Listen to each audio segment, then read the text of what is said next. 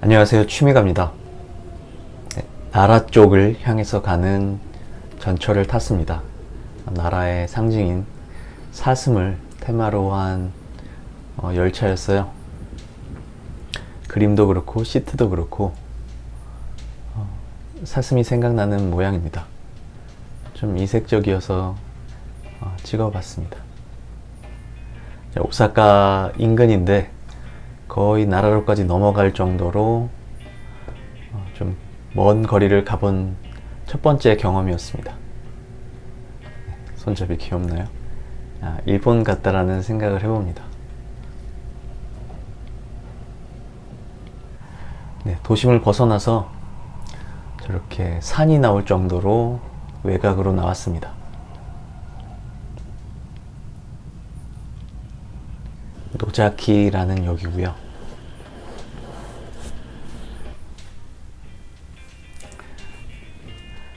비가 오진 않아서 다행히 우산은 들고 다닐 필요가 없었지만 습하고 더운 날씨인데 저 산을 향해서 산 쪽을 향해서 꽤나 걸어가야 했습니다.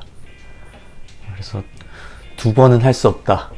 이거는 처음이니까 그냥 해보는 거다라는 생각을 할 정도로 더웠는데 이렇게 논도 보게 되네요. 서울에 있을 때는 더 보기 힘들었던 논을 일본까지 가서 보게 됐습니다.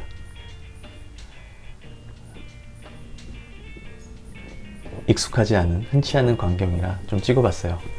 매장까지 가는 거리의 느낌을 드리기 위해서 조금 더 길게 편집을 해봤습니다. 산 중턱에 오르막길에 쓰러져가는 리조트를 맞은편에 두고 오늘의 목적지인 RS 타이치 바이크 용품점 플래그십 스토어라고 합니다.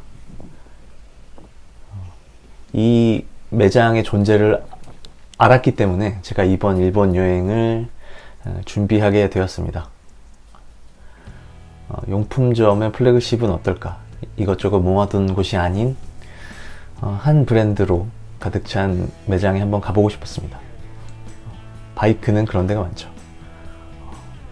혼다의 GB350S 하고 CT125가 보이네요. 혼다 매장에서 봤을 때랑은 또 다른 느낌으로 바이크들이 보기 좋게 진열이 되어 있었습니다. 굉장히 넓었고요. 오기 힘들었던 만큼 임대료, 땅값이 좀 저렴한 곳이 아닌가 생각을 해봅니다.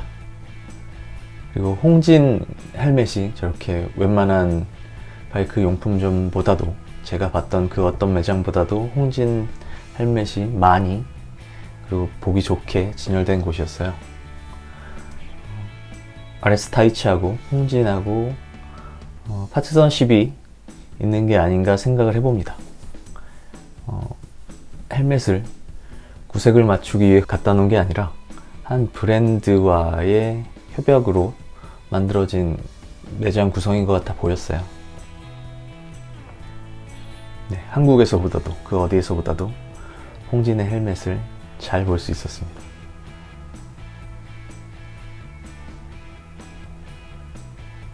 세나와 연결되는 헬멧들도 보이고요.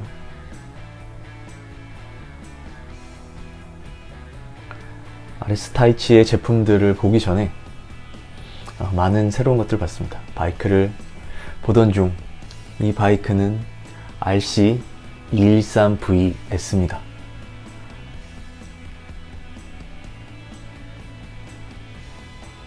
이 바이크를 본 것만으로 저는 일본에 간 거를 잘했다. 여행 비용이 아깝지 않다 라는 생각을 했습니다.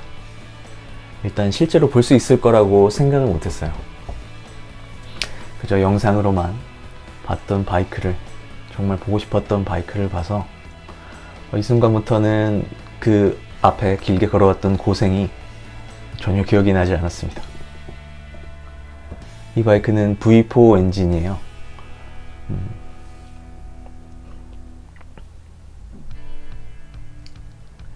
레이싱 바이크를 양산형으로 판매한 모델이라 대수도 흔치 않은 한정판인 거죠. 그리고 가격도 억대를 넘어갑니다. 그런 레이싱 바이크의 마력이나 저 가격은 일단 저하고는 거리가 있는 상황이지만, 디자인을 좋아하는 저로서는 이 매끄러운 디자인, 미니멀 디자인이 너무 좋았습니다. 덩치가 크지 않은 것도 좋았고요. 그래서 이번에 돌아온 CBR 600R이 이쪽 디자인을 좀 따라갔으면 좋지 않았을까라고 혼자 기대를 해봤는데, 결국은 1000R을 따라가는 바람에 제 기대는 이루어지지 않았죠. 그런 생각을 한 이유는, 일단 머플러가 이 바이크도 센터 머플러도 가지고 있기 때문에 유사성을 생각해 볼 수 있었습니다. 이거는 센터 원만 있는 게 아니라 사이드에도 하나 있는 머플러가 두 개로 나눠진 바이크이긴 한데요. 전체적으로 미니멀한 디자인 요소가, 물론 색상은 화려하지만 제 취향이었습니다. 옆에는 바이크 용품을 장착하고 의류를 입고 바이크에 앉았을 때 어떤 모양인가를 볼 수 있는 저런 더미 바이크가 있었습니다. 굉장히 좋은 아이디어였던 것 같고 처음 보는 모습이라 신선했습니다. 그리고 이 RC213VS는 제가 너무 좋아하던 터라 따로 독립적인 워크어라운드 영상을 만들어서 곧 올릴 예정입니다. 관심 있으신 분들은 조금만 기다려 주시고요. 이 바이크 주변으로는 이런 레이스 수트들이 진열되어 있었습니다.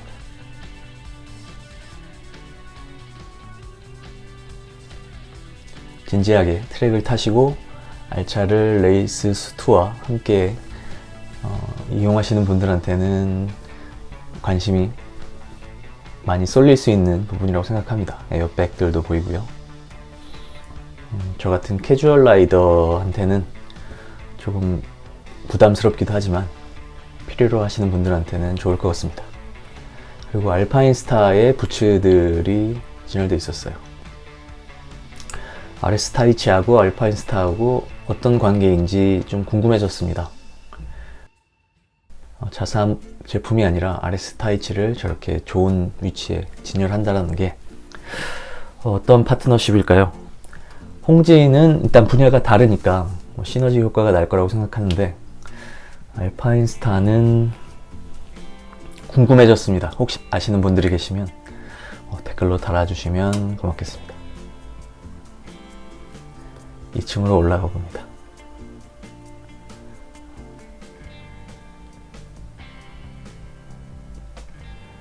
일상적인 바이크 의류는 2층이 메인이었어요. 전체적으로 한번 훑어보면 의류에 들어간 색상이 굉장히 보수적이라는 걸 알 수 있습니다. 이쪽은 어드벤처, 랠리 쪽 라인업인 것 같습니다. 아까 전체적으로 봤을 때 한 종류의 의류에만 빨간색이 들어가 있고, 그 외에는 되게 덤덤한 색상을 추구하는 브랜드라고 보여집니다. 여기도 역시 알파인스타가 보이고요.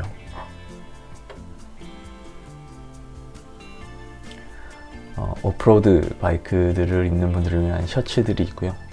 그나마 이 셔츠들이 알록달록함의 마지막이었습니다. 네, 이쪽에 오프로드 용품들이 이 브랜드에서는 그나마 알록달록을 담당하고 있는 것 같았어요. 이쪽은 바이크용 슈즈들이고요. 색상을 봐도 역시 알록달록하고는 거리가 먼 모노톤의 얌전한 색상입니다.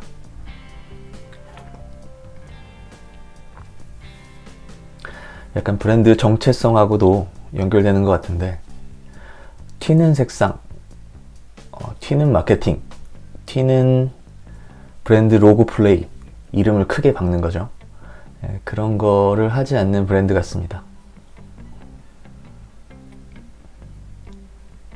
그래서 저처럼 얌전한 디자인이 취향이신 분들한테는 괜찮겠지만, 반면에 굉장히 많은 다른 브랜드들은 강렬한 색상, 강렬한 패턴, 그리고 로고 플레이드를 하고 있기 때문에 오히려 바이크를 타시는 분들한테는 다수의 취향은 아닐 수도 있겠다는 생각을 해봅니다. 바이크도 알록달록하고 의상도 그렇게 맞춰 입으면 더 기분이 좋을 수 있고, 그리고 안전을 위해서 시각적으로 눈에 띄고 싶다라는 욕구도 있을 수 있기 때문에 이런 색깔들은 그런 데는 맞지 않는 것 같아요. 그리고 한국에는 굉장히 많은 분들이 등산을 좋아하시죠. 그래서 등산복들도 유행인데 언뜻 보면 등산복하고 별반 차이가 없는 모습입니다.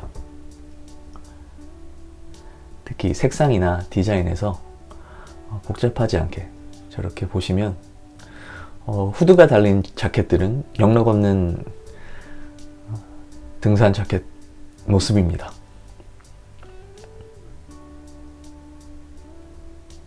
장갑들이 보이고요. 이렇게 심심한 시각적인 디자인에도 불구하고 이 브랜드가 인지도가, 저 같은 사람이 매장을 찾아갈 정도로 인지도가 있는 이유는 일단 착용 감각이 편하다라는 그런 리뷰들을 많이 봤습니다.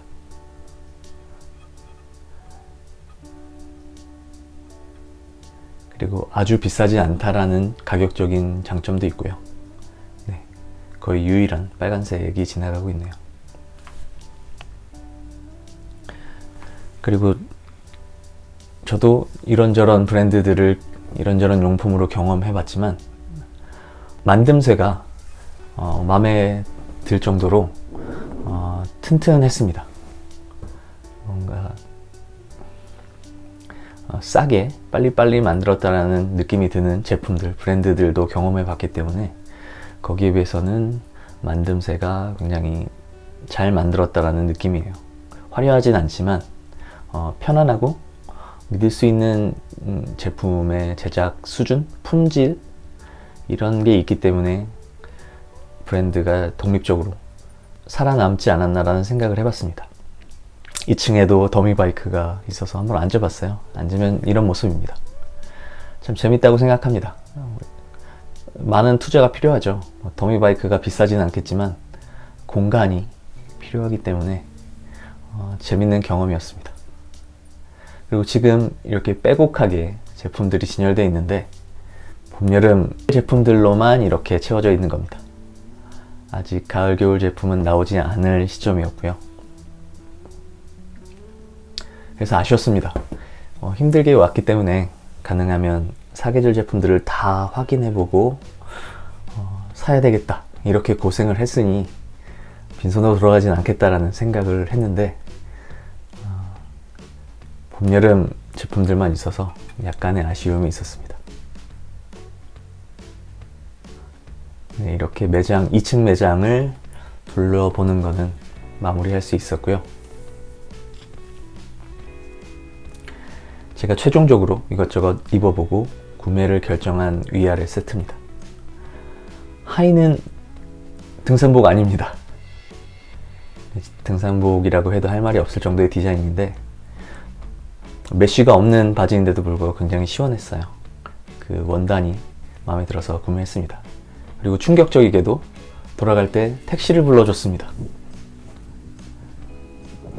2번은 못하겠다는 생각이 쏙 들어갔어요.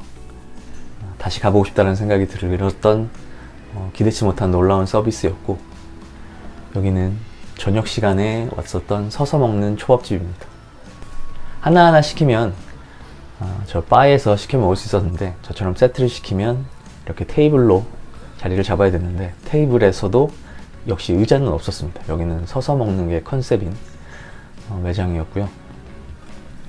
이렇게 초밥을 먹는 것으로 그날을 마치고 오늘 바이크 용품점 RS 타이치 플래그십 스토어에 대한 영상은 이렇게 마치도록 하겠습니다. 고맙습니다.